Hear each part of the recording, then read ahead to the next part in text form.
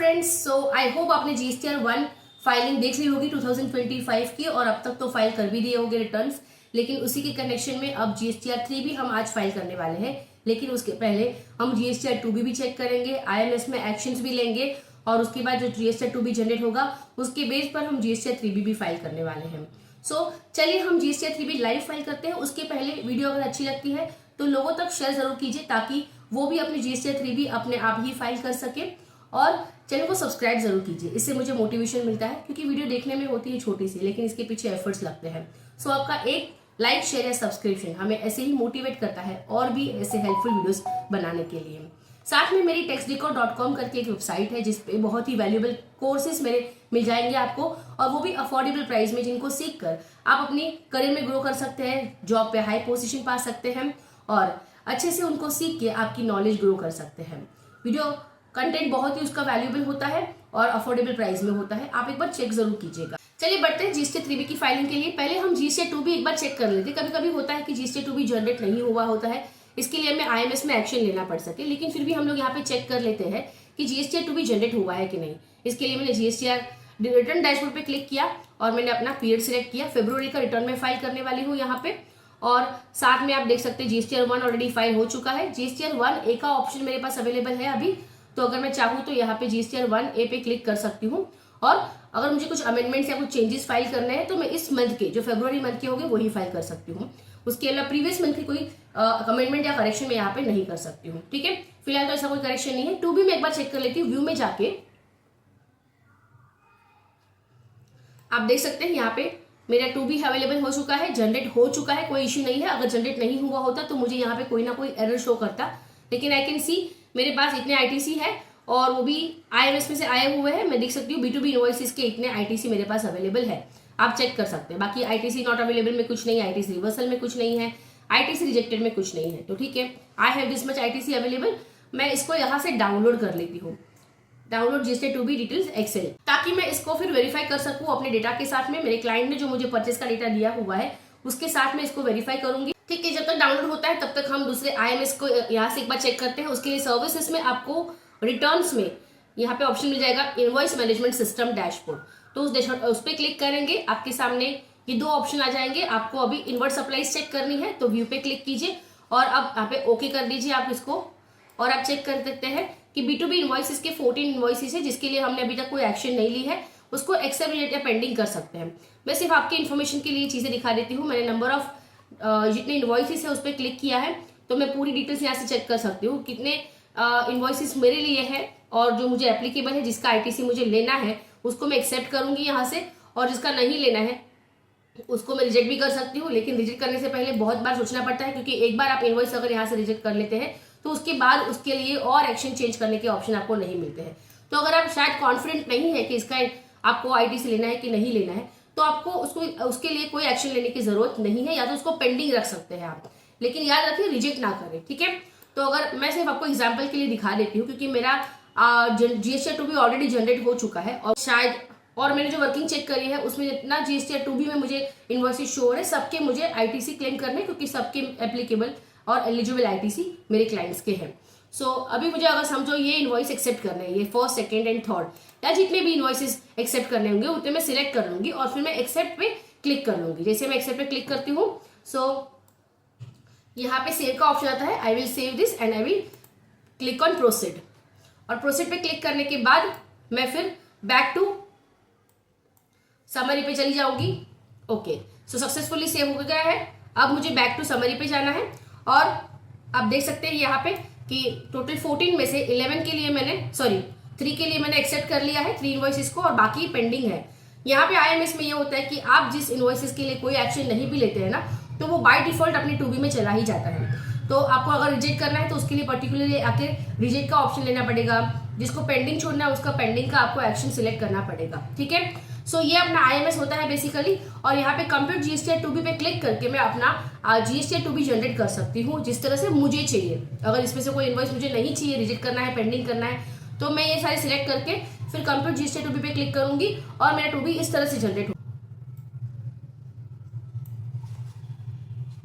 Okay, agree and continue. Okay, और फिर refresh कर लेते हैं इसको।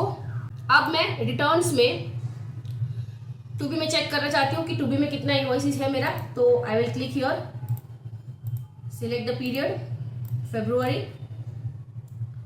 and I will click on GST at 2B।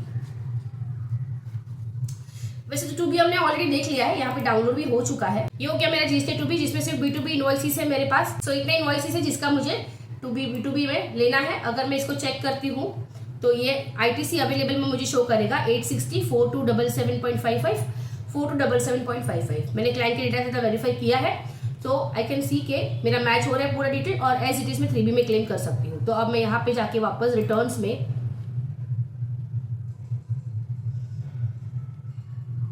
Return dashboard,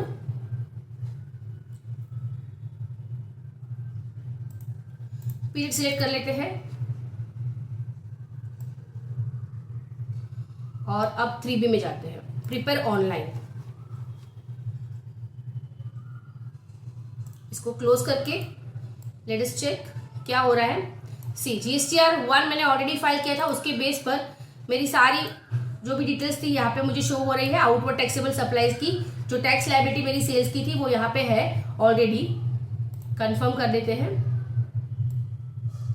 और बाकी टेबल्स में कोई डिटेल नहीं दिख रही है यहाँ पे, लेकिन yes interstate supply was there, तो वो अमाउंट भी मुझे यहाँ पे ऑटो रिफ्लेक्ट हो रहा है। सी ये सारे मैंने B2C सप्लाईज अपलोड किए थे। अगर आपने GSTR 1 का मेरा वीडियो देखा है इसके पहले जो मैंने अपलोड किया था फ्यू डेज अगो, तो वो आप चेक कर सकते हैं। इसमें ये सारी डिटेल्स आपने अपलोड करी हुई थी। तो इसको भी मैं कंफर्म कर देती हूँ। फिर एलिजिबल ITC हम देखेंगे। So we can see here, see eligible ITC है। ITC में IGST है, सेंट्रल टैक्स और state tax. I will confirm this,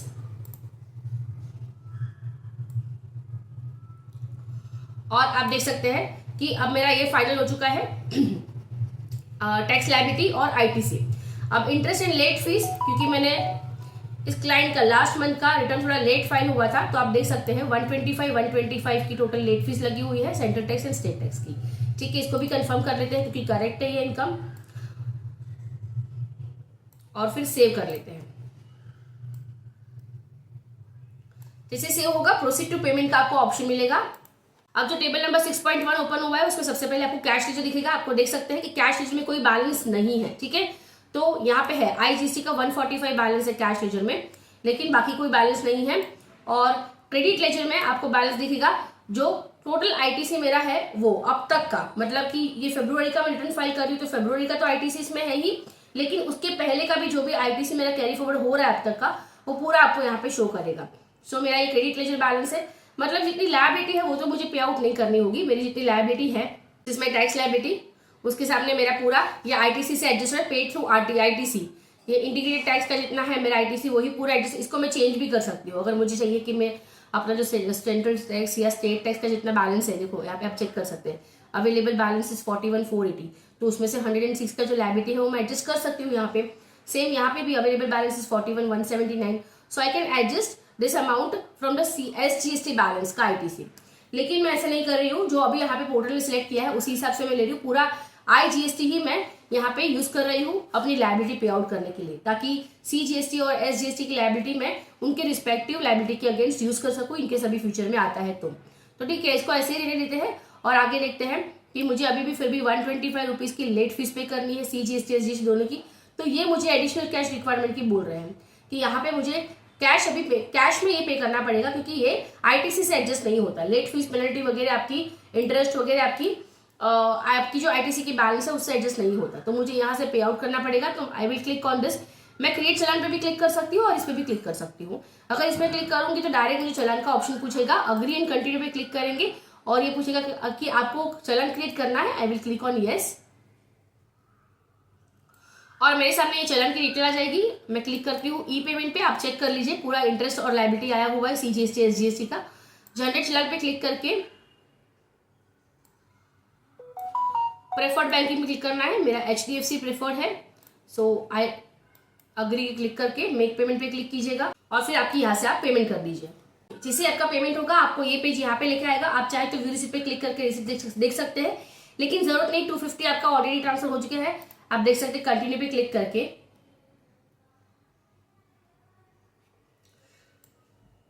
आप डायरेक्टली इस पेज पे आ सकते हैं जहाँ पे कैश लेजर में आपको बैलेंस अभी दिखाई देगा। लेट फीस क्या आपका सेंट्रल टैक्स का 125 है कैश लेजर में, और स्टेट टैक्स भी 125 आ गया है क्योंकि आपने अभी पेमेंट कर दिया है। अब आप इसको यूटिलाइज करेंगे अपनी लायबिलिटी पे करने के लिए, जो लेट फीस पेनल्टी वगैरह आपकी लगी है यहाँ पे उसको यूज करेंगे। तो आप अगर यहाँ पे राइट स्क्रॉल करके आ जाते हैं, आप देख सकते हैं यूटिलाइजेबल कैश बैलेंस में पहले 0 दिख रहा था, अभी क्योंकि आपने पेमेंट कर दिया है तो अभी आपका कैश बैलेंस इतना दिख रहा है 125 और एडिशनल कैश रिक्वायर्ड में 0 आ रहा है क्योंकि अभी आपको कोई पेमेंट की जरूरत नहीं है, आपने पेमेंट कर दिया है। आप इसको अब ऑफसेट करेंगे क्योंकि ये पेमेंट तो कर दिया आपने, सिर्फ चालान से पेमेंट किया है, लेकिन फाइलिंग के लिए सबसे पहले आपको इन दोनों को ऑफसेट करना पड़ेगा। सो अग्री एंड कंटिन्यू पे क्लिक कीजिए और यस कीजिए।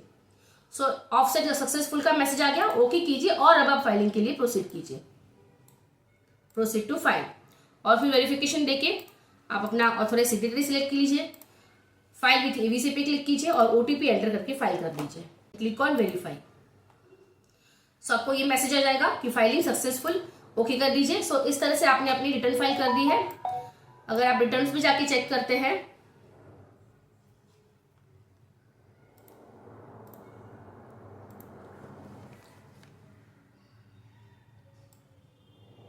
आप देख सकते हैं कि आपका ये फाइल हो चुका है और अभी आपका जीएसटीआर 1A आप देखेंगे कि अब ये ग्रे ऑफ हो चुका है क्योंकि आप अभी इसको फाइल नहीं कर पाएंगे क्योंकि एक बार 3B फाइल हो जाता है उसके बाद जीएसटीआर 1A में आपको कोई चेंजेस की या करेक्शन की अवेलेबिलिटी नहीं मिलती है, इसीलिए अब ग्रे ऑफ हो चुका है, आप जीएसटीआर 1A अभी फाइल नहीं कर पाओगे। तो इन शॉर्ट जीएसटीआर 1A आपको कभी फाइल करना मिलता है, आपका जीएसटीआर 1 फाइल हो गया, उसके बाद before filing your GSTR 3B। जब तक 3B फाइल नहीं करेंगे तब तक 1A फाइल कर सकते हैं, 3B जैसे ही फाइल किया आपने 1A आपको अवेलेबल नहीं होगा। ठीक है, तो इस तरह से हम जीएसटीआर 1 और 3B की लाइव फाइलिंग देख चुके हैं। ओके, सो ये मेरी वेबसाइट है taxticker.com करके, जहाँ पे अगर आप कोर्सेज पे क्लिक करते हैं तो आपको बहुत सारे कोर्सेज देखने मिल जाएंगे जिसमें से बहुत ही हेल्पफुल कोर्सेज आप देख सकते हैं और उसमें से बहुत ही अफोर्डेबल प्राइस में आपको मिलते हैं। कुछ कोर्सेज तो फ्री में भी होते हैं और सबसे इंपॉर्टेंट कोर्स है मेरा जो है वो लर्न फाइनलाइजेशन ऑफ अकाउंट्स, क्योंकि अब मार्च एंड हो रहा है तो फाइनलाइजेशन हम सबके लिए बहुत ही इंपॉर्टेंट बन जाता है, इसलिए आप देखिए अफोर्डेबल प्राइस में वो बहुत ही वैल्यूएबल कंटेंट। यहाँ व्यू डिटेल पे अगर आप क्लिक करते हैं, यहाँ व्यू डिटेल पे अगर आप क्लिक करते हैं तो आपके सामने सारी कंटेंट इसकी ओपन हो जाएगी।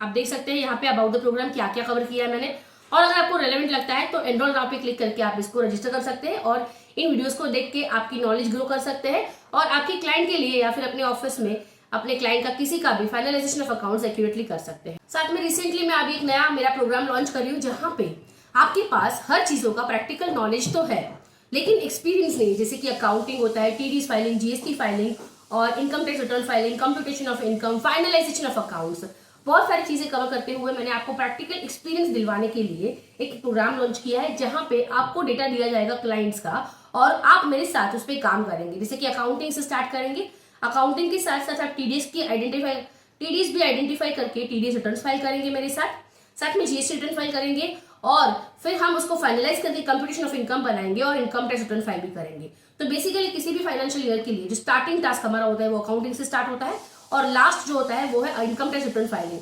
तो वहां तक उसके बीच में जितने भी कंप्लायंसेस होते हैं टीडीएस, जीएसटी और ऑडिट के, वो हम सारे देखते जाएंगे और उसको कवर करते हुए हम प्रैक्टिकल एक्सपीरियंस आपको देना चाहते हैं। सो अगर आप भी चाहते हैं कि प्रैक्टिकल एक्सपीरियंस ले और अपनी करियर में ग्रो करें या फिर अपना इजीली करियर स्टार्ट कर सके या अपनी प्रैक्टिस स्टार्ट करें, तो जिसके लिए बहुत सारे बोनसेस भी यहाँ से प्रोवाइड किए जाते हैं। अगर आप ये अप्रैल का बैच ज्वाइन करते हैं तो ह्यूज डिस्काउंट हमने अलाउ करके रखा हुआ है। कोर्स की डिटेल के लिए आप नीचे दी गई लिंक पे जरूर क्लिक कीजिए, आपको सारी डिटेल्स उसकी मिल जाएगी और I will see you there.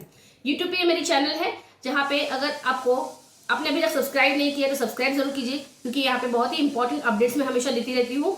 और रिसेंटली अगर आपने ये वीडियो नहीं देखी जीएसटीआर 1 फाइलिंग पे तो आप जरूर इसको देखिएगा ताकि आप जीएसटीआर 1 की भी फाइलिंग अच्छे से कर पाए।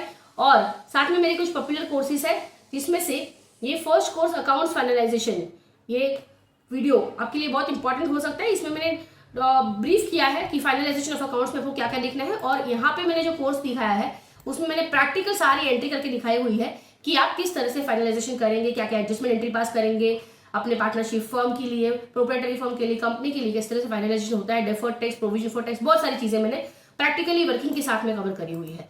तो आप जरूर उसको चेक कर सकते हैं। Thank you so much.